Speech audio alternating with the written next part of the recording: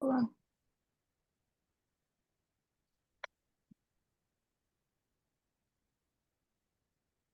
All right, can everybody see my screen? Thumbs up if you can. Yes? Excellent. Well, thank you so much for joining us. My name is Patricia Diaz. Thank you for joining today's session. We can get started. Today's session is related to From Founder to Leader, Building Your Dream Team. For those of you guys who are not familiar with Digital Undivided, for over a decade, Digital Undivided has increased visibility and access for Latina and Black women founders. We began with groundbreaking research and have since expanded to founder-centric training programs, strategic partnerships, and also a vibrant founder community. Digital Undivided not only champions equitable entrepreneurial landscape, but we also work to provide women of color at various stages of running their business the space to improvise and innovate. Our initiatives under each pillar shown on the slide reinforce our goal of empowering women of color. When you empower women of color, you transform entrepreneurship. IQRecruit, which is our partner for this particular session, is a software startup and platform that automates the candidate sourcing process for recruiters and hiring managers, so they can stop sifting through applications and spend more time connecting with top candidates. So today's session is a fun one. It is related to learning actionable steps to grow your team to drive your startup success. So our speaker is Jenny Zhao. She is a co-founder and chief product officer at IQRecruit, a software startup. Oh, if you guys wouldn't mind muting this. Awesome, thank you. So Jenny is the co-founder, chief product officer at IQRecruit, a software startup that automates candidate sourcing for recruiters and hiring managers. She is currently an ambassador board member of the Nashville Technology Council, co-organizer of the Nashville Product Meetup Group, and founder of the Nashville Women in Product Group. Prior to IQRecruit, she was the head of product at digital services at Isurion, responsible for helping customers enjoy, protect, and secure their digital content and digital lives through Isurion's cloud storage and digital security products. She also previously led products ranging from an enterprise sales platform to a bespoke digital recruiting experience for hiring 1099 workers remotely across the US. Prior to project management, she worked in various leadership roles in operations, recruiting, and sales, including high-performing teams in high-growth markets across the US. She was also once a pre-med student and holds a bachelor's degree in anthropology from the University of California, Los Angeles. She loves working alongside mentors, traveling the world, trying new restaurants, as well as spending time with her husband and her dog / first child, Ruthie. So with that, I'll hand it off. But prior to doing so, I wanted to mention that we'll be managing the chat. So please feel free to introduce yourselves and chat with your fellow attendees during the session. Additionally, please add your questions to the chat to review during the Q&A portion of the session. You may also raise your hand during the Q&A portion for us to call on you, but remember to keep your questions more general and not specific for to individual situations so everybody can benefit. So with that, I will turn it over to Jenny. Great, thank you, Patricia. All right, let me swap this over. Are we swapped? We good? Yeah, okay, great. So nice to meet you all. Thanks for joining today. Today I'm here to talk about building your dream team. So you have started a company, which is a really big deal, and now you're ready to expand. So first, I'd like to start with a little bit of a poll to understand where everyone is in their journey. So where are you right now in your hiring journey? If we can get that poll up. Would like to kind of see, are you already actively hiring, or are you already planning on hiring within the next 6 months, or you're just starting to think about it and don't have any concrete plans yet?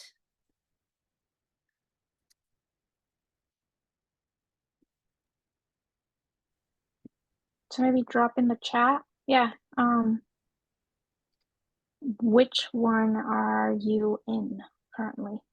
actively hiring, planning to hire, or thinking about hiring? Just want to get a little gauge for where to steer this content. All right, first planning. Okay, great. Okay, great. So it looks like we have a lot of people who are just starting that stage of thinking about actively planning. Wonderful. All right, so we already did a little bit intro about the company. I wanted to share a little bit about the context about my background. Every person and company is unique and different. And so as Patricia had mentioned, I'm part of a tech startup now, founder, just like all of you. But I learned my experiences about hiring and vetting through my experiences as a recruiter, as well as a hiring manager at companies of various sizes and industries. Everything from roles ranging from construction, frontline workers, all the way up to executives. Where I learned headcount planning is as a regional GM for a mid-size staffing and recruiting company. And then later on, working with Asturian at a more enterprise, more complex level. So I wanted to share a little bit about my background and my experience and where this information is coming from, that lens, so that you can kind of take the pieces that work for you and your company. As we all know, we get a lot of advice as founders from a lot of people. And so there are parts of it you'll take that'll be useful, and other parts it's okay too if it doesn't apply to you. So diving right in, this is what we'll cover today.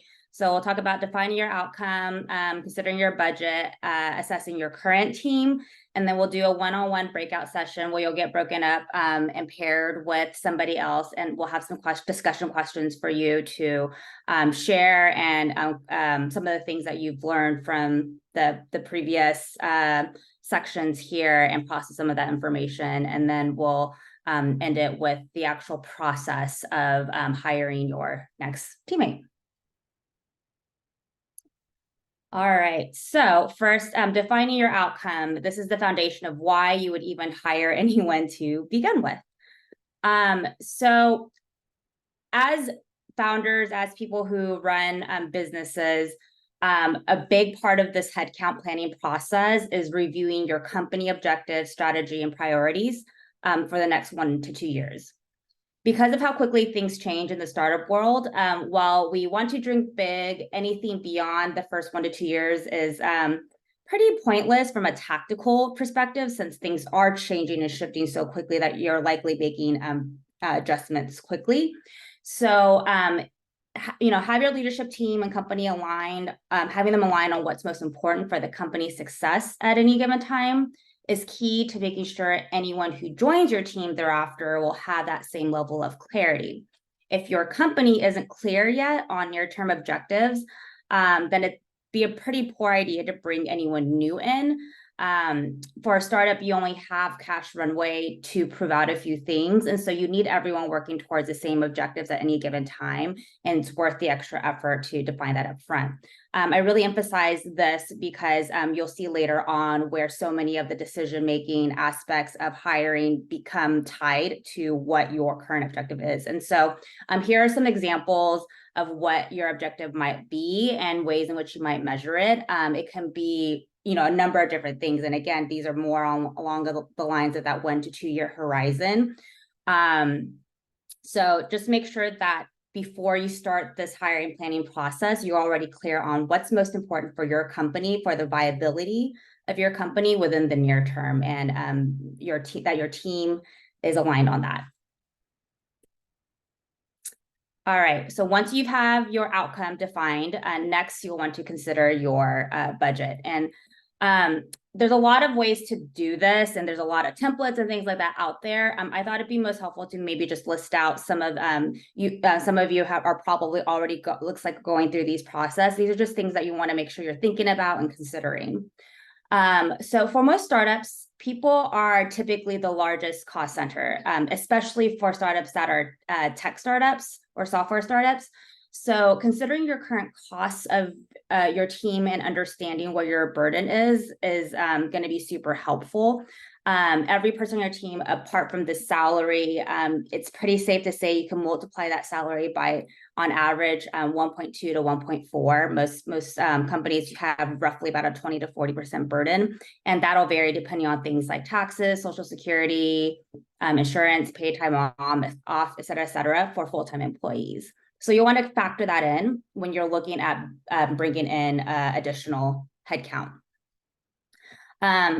Obviously, you want to consider your current revenue and projected growth. So if you're in a situation where you're now post-revenue and you're looking to get to profitability, you'll want to factor that in for the following year to kind of see, okay, where are we going to be in the amount of revenue coming in to help support this additional headcount. The simplest way I found to kind of think about this is the concept of default dead or default alive. Some of you might already be familiar with this.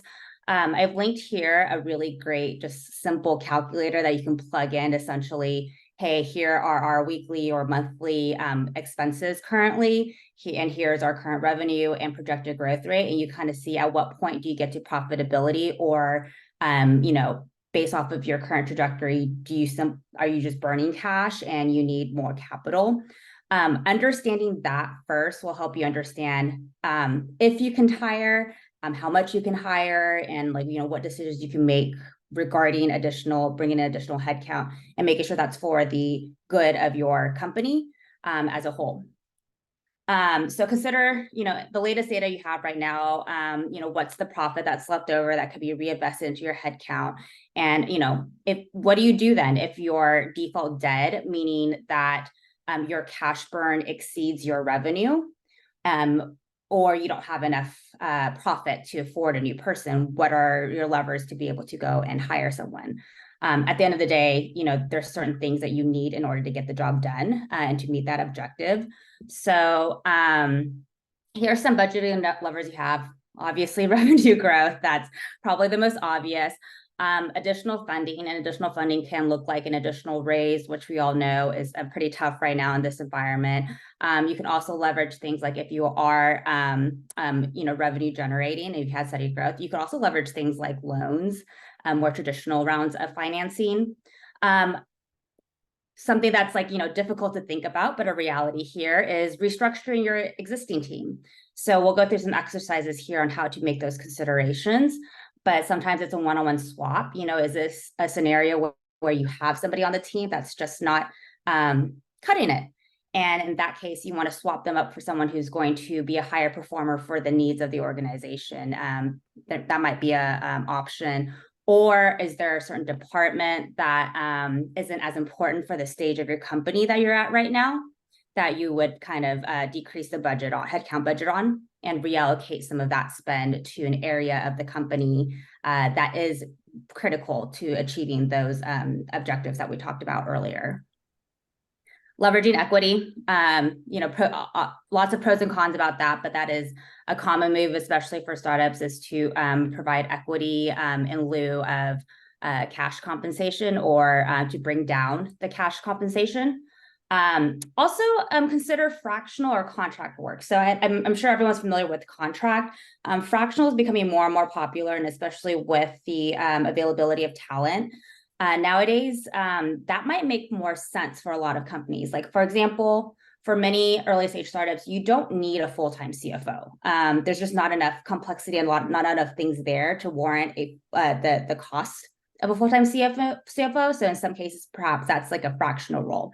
Likewise, like at our company, for example, we have a fractional UX designer, not a full-time UX designer. There are times where we are a lot busier and need them a lot more. There are other times where we don't. And that's just because of this stage and size of our company. So do consider fractional instead, and that's a way to kind of help control your costs a little bit. And then lastly, consider the location of the headcount.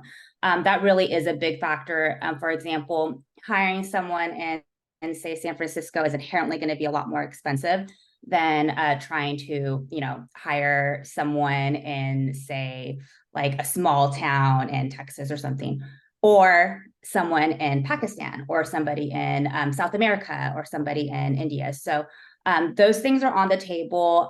There's no one right answer. But those are levers that you can pull to help kind of conserve cash and try to make things work out for you if you're in need of a headcount change. All right. So next is taking a look at your current team. So once you kind of know the finances, what you're working with, and you feel good about moving forward with your hire, let's assess your current team. So this is just a little exercise that I like to do with any team that I'm on from time to time to take inventory about who's on my team and what do we look like. There's a lot of unconscious bias that inherently exists that, like tends to gravitate towards like, and especially in the startup space where oftentimes we are pulling from our friends and family and former colleagues, people we naturally have an affinity to. Those are typically our first coworkers anyways. This is just a good exercise to kind of introduce every once in a while to understand where you're at with your team. As we all know, with smaller teams and especially with startups, the impact of each individual has a magnified impact on your team's dynamic and your team's culture. So who you have on your team and then who you bring into your team thereafter has an outsized impact on the performance and how your team develops over time as well. So this exercise is not intended to judge you or tell you that your team is good or bad or you're doing something right or wrong. It's more so just to build awareness, and it's things that oftentimes when we talk about team diversity, we're often talking about visible traits, and there's a lot more beyond that as well, such as like diversity in education, diversity in lived experiences, the family life. And one of my favorites is personality type. I think that one is super, super underrated. And when assembling teams and looking at how do you kind of build high performing teams, a tool I really like is called Crystal Knows. It takes these personality assessments, and if you see at the top right corner, this was a team I previously worked on. It'll actually map out your team members on it. And again, this is not to say good, bad, right, wrong. It's more so just to build awareness. And in this case, in doing this exercise together, we were able to learn that we had a lot of personality types that tend to overanalyze and really like to deeply think about things, and we're pretty risk adverse. And that explained a lot of times why we would kind of churn on certain projects or spend too much time in certain areas. And by doing this, not only did we kind of recognize that as a team, and we were able to kind of sometimes call ourselves out on that, but when we had an opportunity to restructure our team, we were pretty conscious in trying to pull in somebody into the team that was a little bit more in that top left quadrant that would be able to kind of balance out all of the thinkers and overanalyzers on the team. So, don't sleep on the personality assessments, and just don't use them to make hiring decisions, but you can use them to influence how your team dynamics work and, what you might want to look for in your next teammate. All right, this is another framework you can use to kind of help prioritize what do you need to hire. Because there's a lot of stuff going on, and chances are you're probably running pretty lean with a pretty limited resources. So how do you choose what you can afford and what you can hire for? So the y-axis here, and I'm sorry the font is a little bit smaller than I intended it to be, but the y-axis shows how impactful a skill or function is to the outcome you're trying to achieve with your company. The x-axis is how effective your current team is at doing that thing. And so by mapping it out in this way, and I'd even encourage you to do this alongside your co-founders, alongside your team, so y'all can kind of collectively, co-create this together. It'll help you just kind of visually see what's actually most important and what may not be that important and can be deprioritized. For you, you'll want to focus on the top left, right? These are things that are high impact and your team currently is not effective at. Those are things that are super important in order to achieve your objective, and your team is not effective at it, then you're gonna want to prioritize bringing in someone who can help steer that over to the right. The top right are those areas that are awesome and are probably the most important things within your company. Secondly, some things you can use beyond just like assessing is also when we talked about if you do have to make the hard decision of restructuring your team, you can look at, okay, are there some things on our team that we have and that might even be good, but it's just not important to our company right now. And if it could buy you some runway in order to, deprioritize or, reduce the type of budget for those types of teams or reallocate those people into different areas that are more important, I'd encourage you to do so, right? So I think it's twofold. One, what's missing, but then two, what do you have that isn't necessarily, working on the most important thing for your company right now?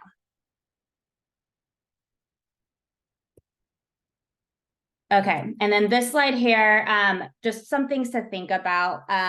It's a reality check with yourself. Oftentimes there's, in the chaos of startups, we feel like we just need help. We don't really know what we need or what kind of help, but we just know we need it. And this is just to ask some questions, to take a step back and determine, where do you fall and what you're feeling and that anxiousness. Is it warranted in terms of a hire will actually help you solve that problem, or is it just a way that you're grappling at something to try because you're feeling so overwhelmed?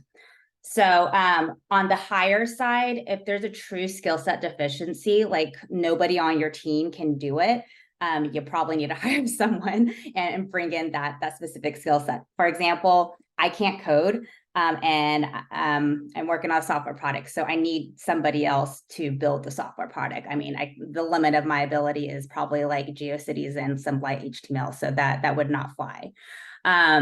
Secondly, consider time. So if it's a scenario where you have the skill sets on your team, people are just so inundated and there's not enough hours in the day to actually do the things I need to be doing, then that may warrant an extra headcount or additional hires to help kind of essentially copy and paste you, right, or your team or whatnot. And thirdly is growth. If there's like a kind of a new initiative or new area or something that is going to expand the business, say you've raised new funding to help accelerate growth, things like that. You figure out product market fit. Now you're just trying to scale it into new markets. That warrants additional hiring to help support that.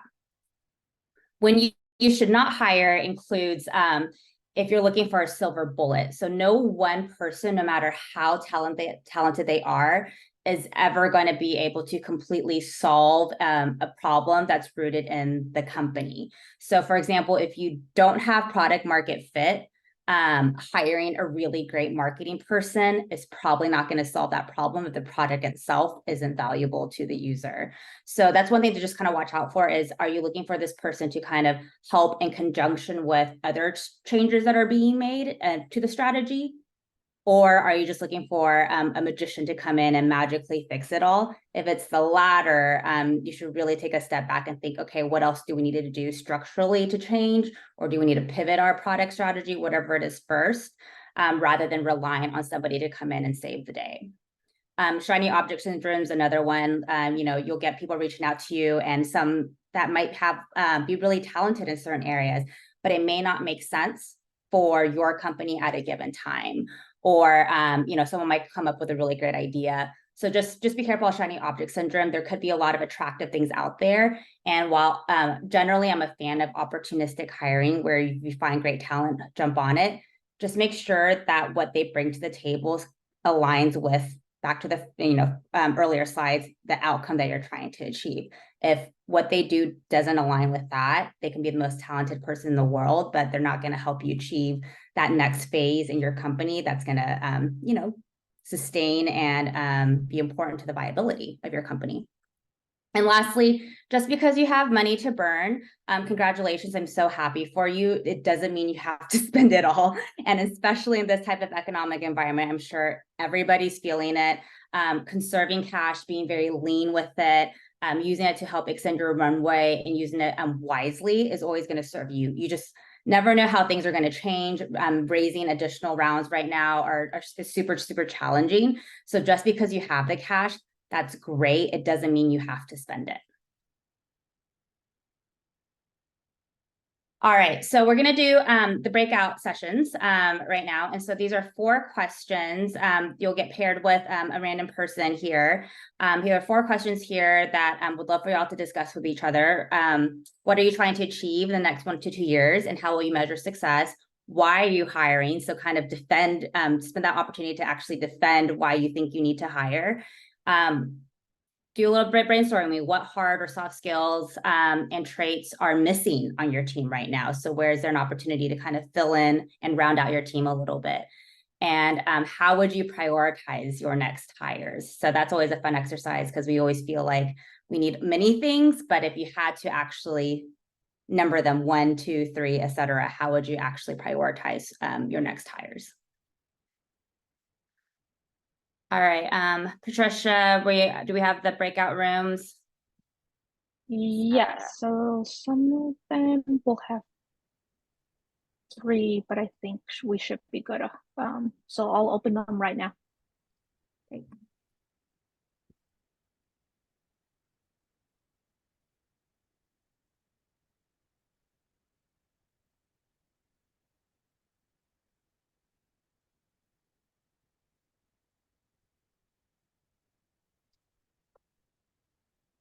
Is it working? Are we seeing people? I think so. Yeah, the only ones that shouldn't be are either myself, you, Sulemi, Great. and all the otters. All the otters. Those like note taking. Otters galore. Yeah. But everybody else should be in the room already.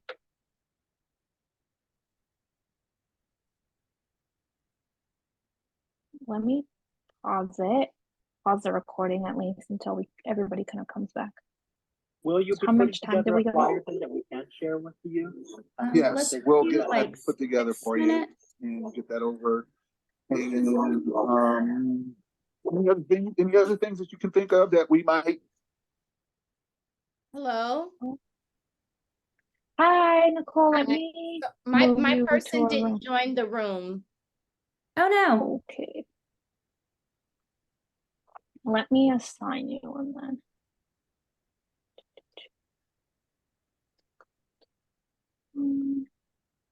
And can you put these questions into the breakout room? Yes. Do you know how to, Patricia? Yeah, I think if you actually. Yeah, there's a way you can send a message to your breakout rooms.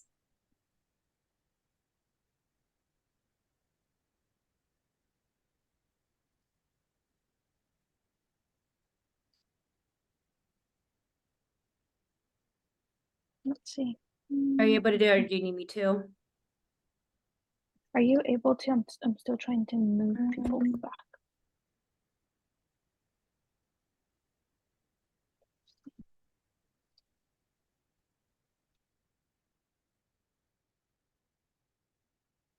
I'm trying to see how do I do this. So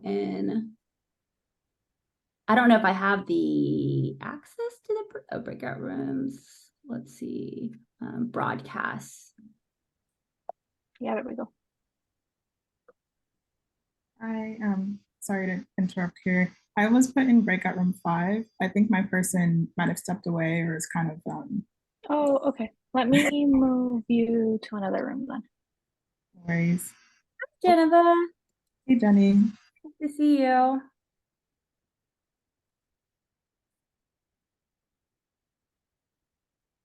Okay, everybody should be back to break. Fortunately, with my slide structure, these aren't copying and pasting very nicely. Oh, but I do see it. Or I see something like that. Great. Welcome back, everyone. All right. So any brave souls want to share about any enlightening moments they may have had, or anything that they've learned from someone else?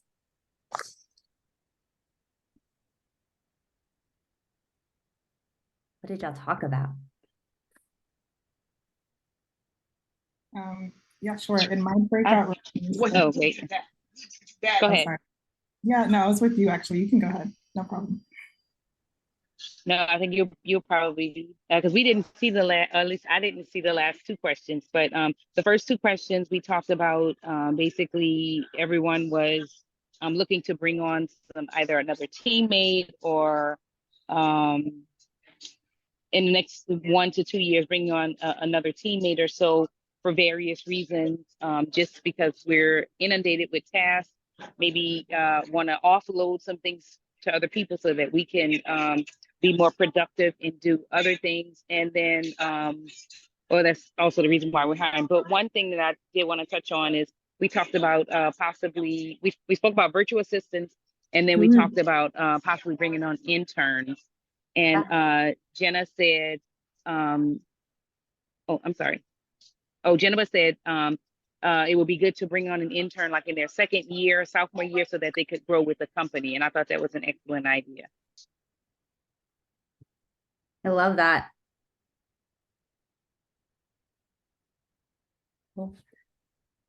All right, thank you so much for sharing. All right, so we'll jump into the last part, home stretch here. So actually getting to the meat of hiring your next teammate and the process you're running. So again, I saw a few of y'all already down this process a bit. You know, like everything else, it's a bit of a test and learn.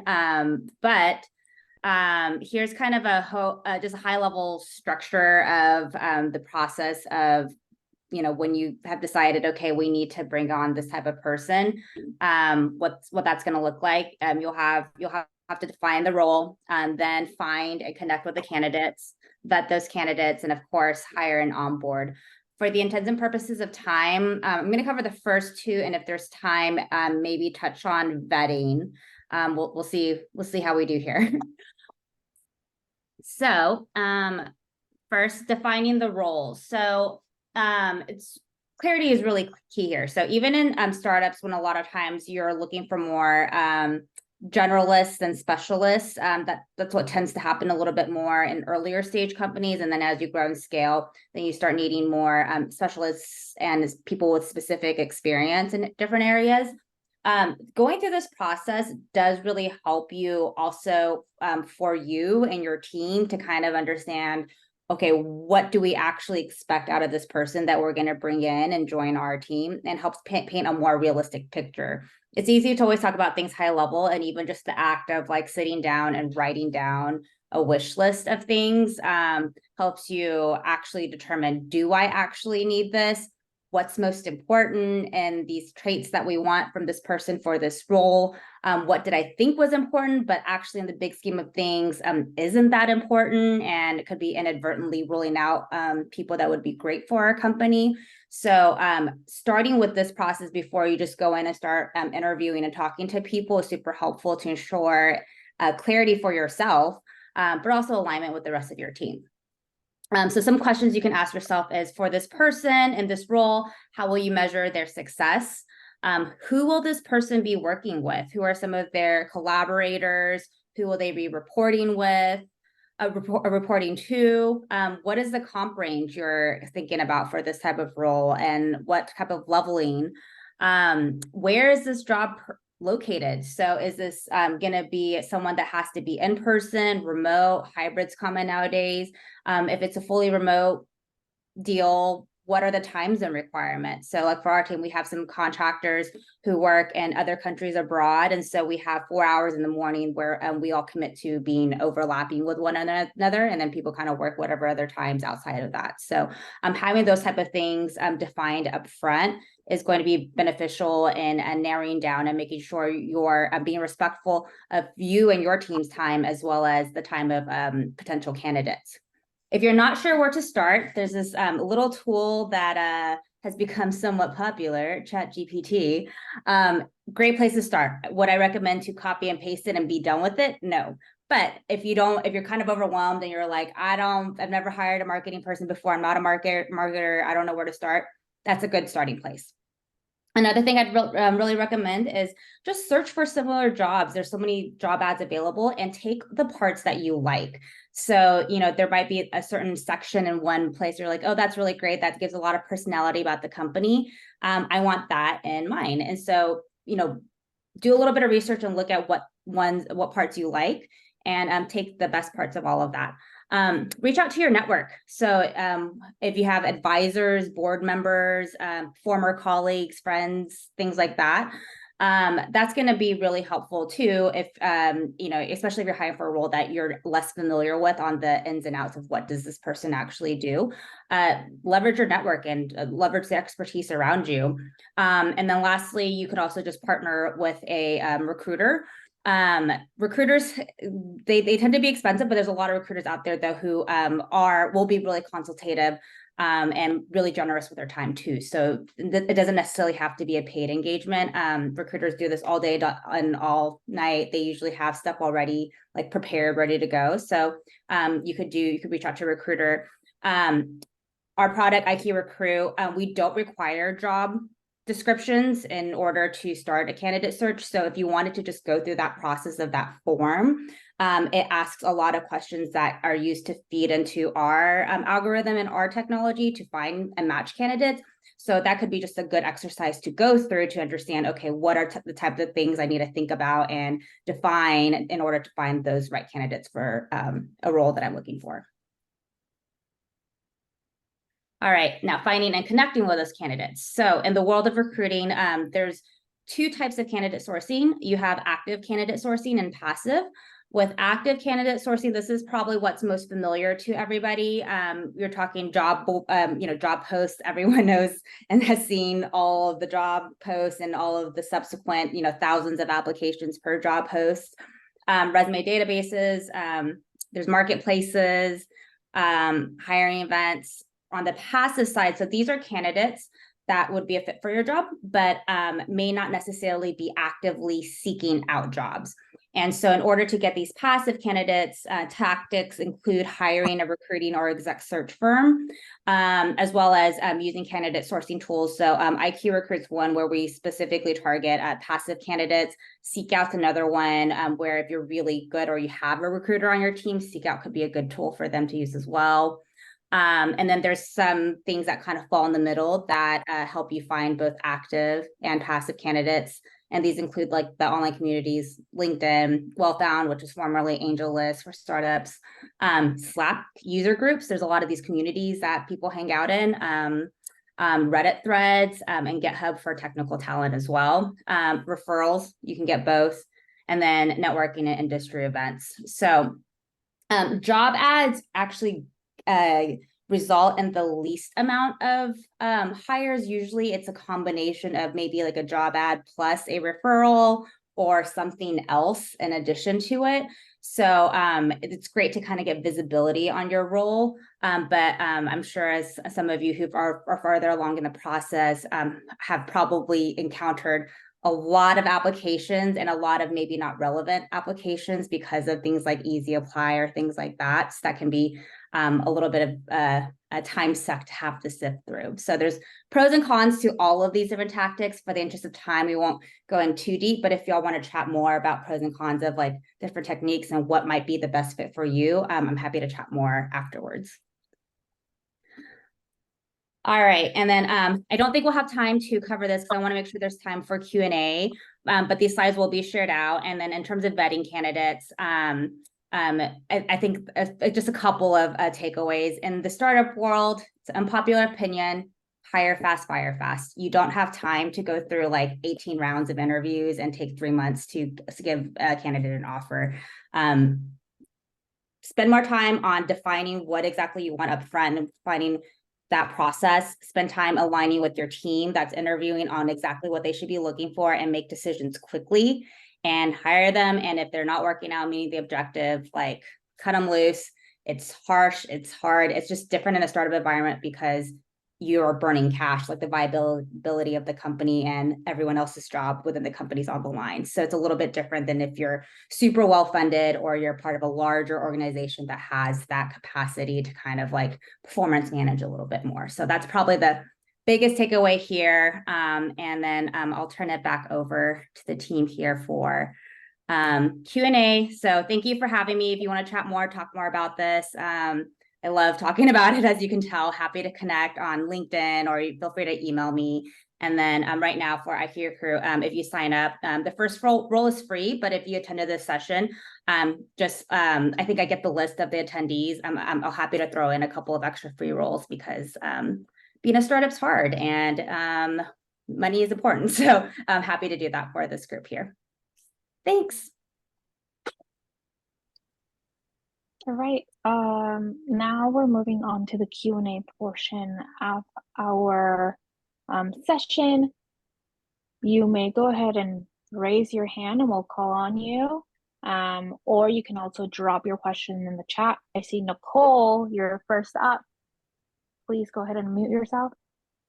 Yeah, I have a question about salary and benefits. So I made, to me, what was a mistake to say I was going to offer benefits to an employee, and it was a lot more of a hassle than I was able to deal with at this time. I got advice from a person, an advisor, a person who said to me, you should do benefits. It's not going to be that expensive. It was a nightmare. Anyway, long story short, when we're thinking about salaries and benefits, how, like, I'm like, wait, y'all want to make $85,000 to do what? Like, I don't pay myself $85,000. So it really becomes, anyway, speak to any of that.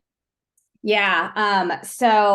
I hear you. Benefits are a pain in the butt, and especially if we're doing healthcare. What we're doing actually is we're just reimbursing up to a certain amount, and then people have their own choice of signing up for their own healthcare. Just because for us, like, doing a group plan, we're so small, it's not necessarily cheaper than what's available on Marketplace.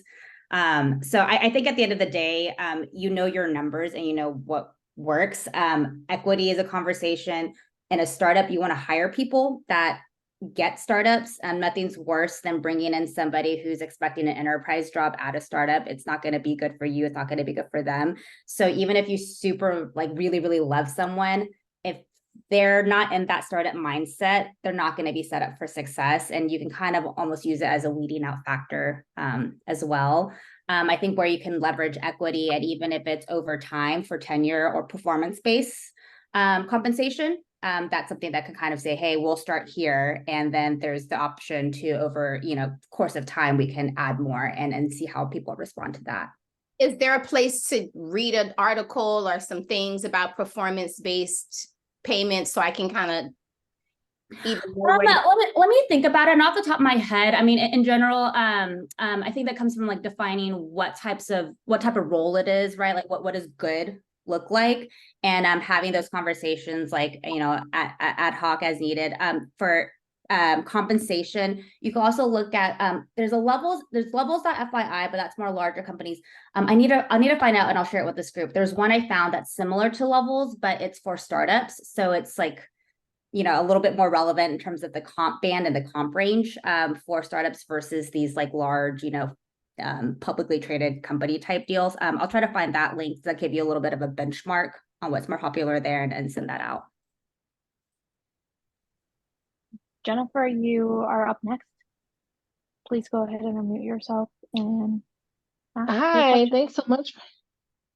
Hi. Thanks so much for this evening. I have two questions. The first question is there an assessment that assesses for compassion and empathy? So there. Mhm. Oh, sorry. Oh, no, I was going to ask another question, but it's okay. So I don't know. There probably is. I think there's an assessment out there for just about anything nowadays. If compassion and empathy is something specific that you're looking for, I actually think maybe like behavioral interviewing is probably going to be the better way for you to gauge that a little bit. I'm not sure if it's worth necessarily paying for an assessment in the startup stage.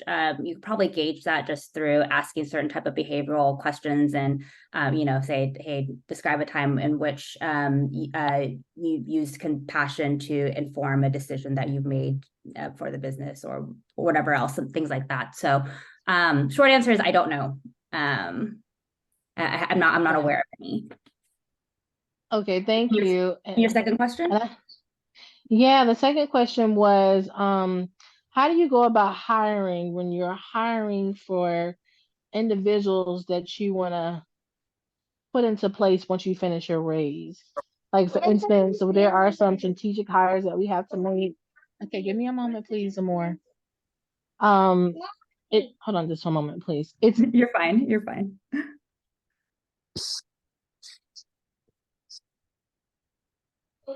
Okay, I'm sorry.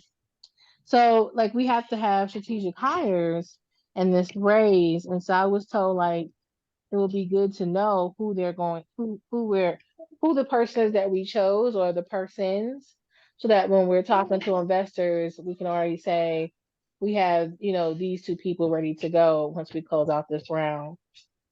So how do you go about doing? Because I don't know how to like pitch to somebody to work for us, and we're not ready to hire them just yet because we're waiting on funds to get in. I mean, everybody we hired now, we have employees and like 2 contractors. So, but we was ready for them. So right now, like, how do you prepare for something that you can't just hire for yet, but you want them to be in position to even leave their own full-time job to come work with you? Yeah. So, without like digging too much into the specifics of it, I'm curious if you can use maybe just kind of like a letter of intent as a way instead to kind of clarify, hey, these folks are ready. We just can't bring them on yet until we can secure the funding. But we have, letters of commitment from these individuals that once we secure the funding, they're willing to come over. And I'm curious if that's something that would work in your scenario on both fronts, right? To be able to bring on those great people that you want to hire for your team. But then, you're kind of it's like buying a house and you're contingent on selling your other house. You're kind of having something in writing that kind of shows, hey, we have their word. We're just contingent on the funding coming through. Okay, that helps. And then, hello, can you hear me? Yep. This is I know I had 2 questions, but this is my very last question. I had to furlough someone recently because we didn't need 2 care coordinators, we only needed 1, but also secondly because she's really not made for a startup. I don't want to say made for, but she wasn't risk averse. She wasn't thinking outside the box, all these things. But I would have never found that out until she was like in the role. So what kind of questions do you need to ask to make sure someone's even startup ready or can come later after you've kind of got your systems and processes mastered? That is a great question, and it's so common. I think a lot of it is you can look to their experience. And I will caveat this with there are some questions you can ask, but at the end of the day, this goes back to that last slide of hire fast, fire fast. Just the reality is a lot of times people can interview extremely well and tell you all the right answers because there's the internet and people know how to Google things and, prepare for these things. You're not going to know until people are in the seat. At the end of the day, like there's a lot of stuff out there. Bring people in, and as you've done, you learn once they're in the role, and then you got to move quickly afterwards. So it's not ideal, but that's one thing I want to caveat is what you did is probably the best move possible. Things you can ask though is looking at past experience of having them explain examples of when have you worked in an environment where resources were constrained. Describe a time where you didn't know how to do something and you had to problem solve to get it done. Ask those type of questions to see if they can pull specific examples. This is a startup environment. Explain a time where you've operated in a similar type of startup environment. And even from there, you can kind of understand what is their understanding of startup, right? Like if they don't have the right understanding of it to begin with, people think they all can do startups. It's really, really hard. So I would ask those qualifying questions, ask specific examples of how they've been shown signs of being scrappy, of being resourceful, of being able to problem solve without much help. And those are some ways you can try to mitigate it. But at the end of the day, you just need to put people in the position sometimes. Thank you so much. Thank you. Anastasia, I know you've been patiently waiting. Yes, thank y'all so much for this. It was great to just learn about hiring the team, but also to network with fellow entrepreneurs and startup founders. So I have 2 questions as well. The first question is thinking more so of hiring off of like sweat equity. Corporate lawyers also cost a lot to set that up. So like, what is something that we can do beforehand, like a MOU or like something just to say, once again, that same thing of, oh, that letter of intent you're kind of talking about.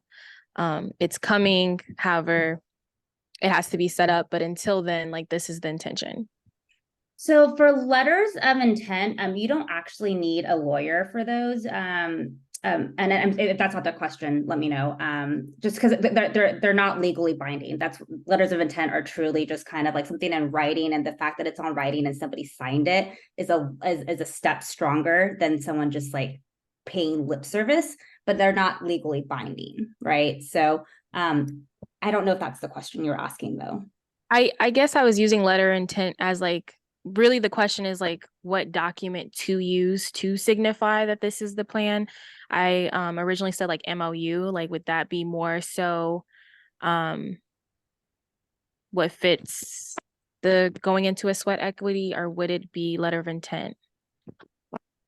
You mean for like when you're hiring a letter, you're bringing someone on and they're gonna already start work, but you're not able to pay them yet? Is that? Yeah, they're gonna start work, and they're gonna have stock options. However, those options aren't something that we have form like a. Got it. Yeah. So there are, I mean, you're gonna need a lawyer at some level, for some of these type of things. What you could look like are accelerators for advisors. There's a lot of advisors out there who, in different mentor networks, who will actually donate like a couple hours of service for free, and that might be something you want to look at to help set up some of that stuff. There are also, depending on your equity structure, there are also some sites. I haven't used them myself as a company. I've used them as an angel investor. Some sites out there that exist, like AngelList is one of them, but there's others that do the roll-ups and everything for you, and they take like, just a percentage of it. So those are options that you could look at as well to get the equity piece set up in a more codified, like formalized way without having to hire a specialized lawyer to draw up everything for you. Okay, thank you. And then the second question I answer your question? Yeah, you did. You did. Okay. No, yes, you did. Thank you. So my second question is more so around systems, having systems in place. I'm not too sure if this is in line with this meeting. But yeah, like systems in place for when you are hiring these different teams that are going to be in these different departments, like since they are the beginning, oftentimes, like they are the blueprint. What are some ways to mitigate that? Yeah. So I will say, like, your systems are probably going to look a little bit more like guardrails than systems in your earlier stage. And I think what's actually one thing that I've done over the course of like working on multiple teams over the years is using each time you have to do it as an opportunity to document and then improve upon it. So I find it really challenging to set things up in advance without having like a tangible use case to apply it to immediately. Some of the best times to set it up is when you actually need it and using that to kind of to then create it at that moment. And then with each new person or each new situation that comes across, you can then iterate and improve upon that process. I'm not a big fan of creating a bunch of stuff in advance because you never know if you'll need to use it or if conditions have changed. And it makes much more sense if you're creating something for a specific moment that makes sense at a time, and then evolve it for different needs as you go from there. I'm so happy you said that because a part of me felt like I was failing because like we're in the startup world, girl. It's you can only do so much at any given time. I appreciate it. Thank you so much. Yeah, absolutely. No, you're doing great. Jordan, and I think this will be the last question. Thank you. Okay, can you hear me okay? Yeah. Okay, perfect. So I have two questions. One really quick question I actually dropped in the chat earlier, but I think you mentioned a personality test during your presentation. I was wondering if you can repeat that or if you have any recommendations for that. Let me send you the link. So this is a company and full disclosure here. So I know the founder of it. They're based out of Brentwood, Tennessee, so south of Nashville.